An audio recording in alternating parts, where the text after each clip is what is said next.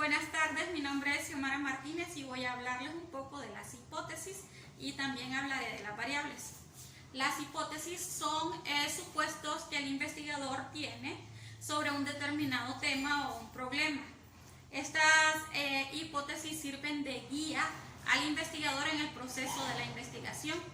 Un ejemplo de una hipótesis sería: tengo un dolor en la espalda y yo supongo, como yo hago la hipótesis de que tal vez ese dolor en mi espalda es porque levanto muchas cosas pesadas, otro sería porque tengo una lesión en la espalda o simplemente sería por una mala postura.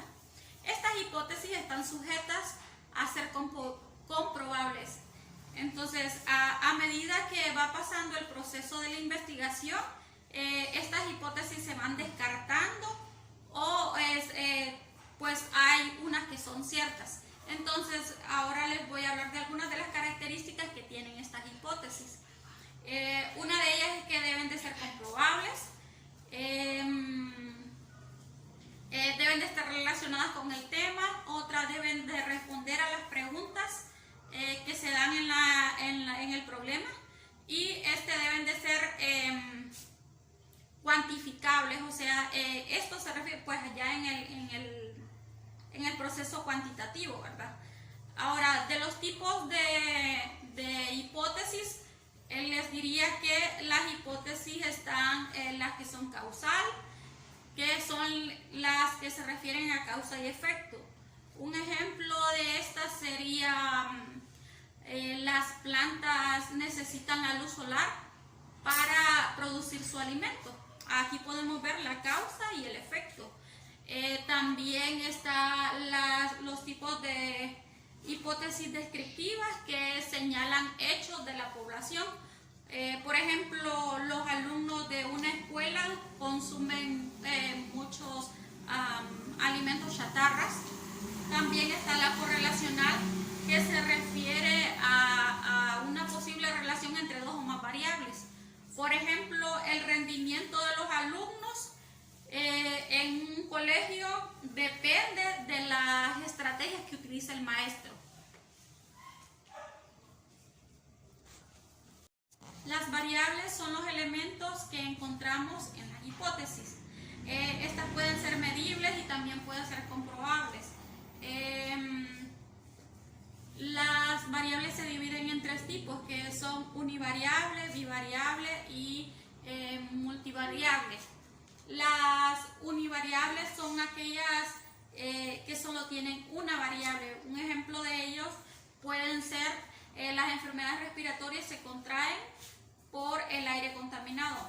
Las bivariables son aquellas que tienen dos variables, y un ejemplo de podría ser el consumo excesivo de electricidad se debe, uno, porque no tenemos focos ahorrativos, y otro sería porque no apagamos la luz. Ahora, dentro de las trivariables o multivariables, que son de dos o más variables, podríamos mencionar la mejor manera de cuidar los recursos naturales es reciclando, reduciendo y reutilizando. Las variables pueden ser de tipo independiente, dependiente e interviniente. Las independientes son aquellas que actúan como valor condicionante de las dependientes. Las dependientes, esas afectan por la acción se ven afectadas por la acción de la independiente. Un ejemplo de dependiente sería: con el hambre, depende de qué tanto hemos comido, o con la ganancia de una empresa, depende de qué tanto hemos vendido. Las intervinientes son las que actúan entre estas dos, entre la variable dependiente y la variable independiente. Naturaleza, las variables pueden ser medidas de forma cuantitativa y cualitativa. De forma cuantitativa, se dividen en discretas y se dividen en continuas. También está la parte de intervalos y de razón. Las discretas son las que reconocen números enteros.